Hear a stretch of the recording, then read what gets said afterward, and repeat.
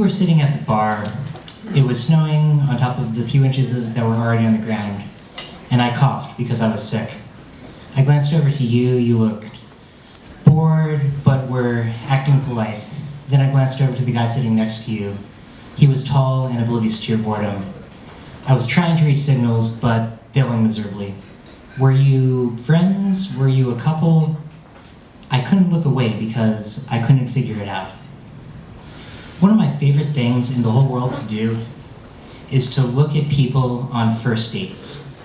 The transition from talking to someone online to meeting them in person is so contrived, so deliciously awkward, and so obvious in the body language that if you can catch one out in the wild, that is a night's free entertainment.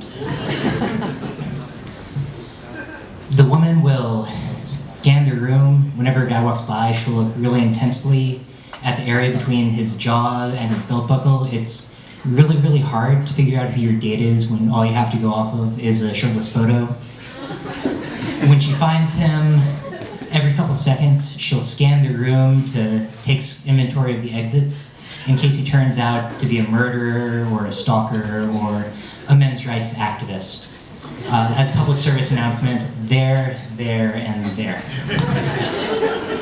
With guys, you get a little bit more variety. There's,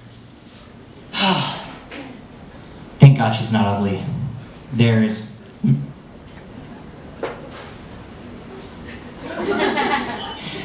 looks way worse than the photo. And of course, carry the one square piece. How many drinks will it take to make this work? And yeah, and I love watching this discomfortable situation, but part of me wishes, part of me is jealous and wishes that I was there. What I'm trying to say is that everyone is always the worst. Always. But these two, they were keeping like a friendly distance, and they didn't really seem to be running for the exits. So what did that mean? And maybe it was that I hadn't met anyone for a long time, or maybe it was that I had been shotgunning Robitussin and had just switched over to bourbon. But I decided I was gonna go for it because this girl was wearing like a vintage floral dress and had a big ass bird necklace. She was a manic pixie dream girl, and my type is the manic depressive pixie dream girl, so it was close enough. So I butt into this conversation, and it turns out that Jason and Cindy were both really into college radio, which is great for me because I love dead air.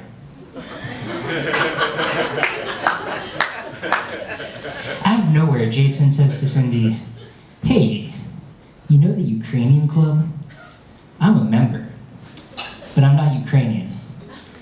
They're having a debutante's ball tonight. It's gonna be amazing. It'll be all these barely legal, fresh off the boat Ukrainian girls. You should be my +1. Somehow, Cindy was able to turn down this amazing offer, so he asked me the same question, word for word. And I said, that sounds like a shit show. I'm in. So I was going for the girl, but I ended up on this date with Jason. These things happen. And on the way over, he said, so the way I got into this club is my friend used to have a coke dealer who worked out of there. And I got into a conversation with the other guys. They liked my politics. Those politics were that Yulia Tymoshenko is hot. Look it up later. And, all I could say is, that's crazy. The same thing happened to me at the Ethiopian Community Association. When we got to the club, it was like a VFW hall, pool tables and perpetual clouds of cigarette smoke on the ceiling, but way more elderly Eastern European men, and no debutantes because Jason had gotten the wrong night. And I had this moment of clarity where I could see myself, and I'm doing,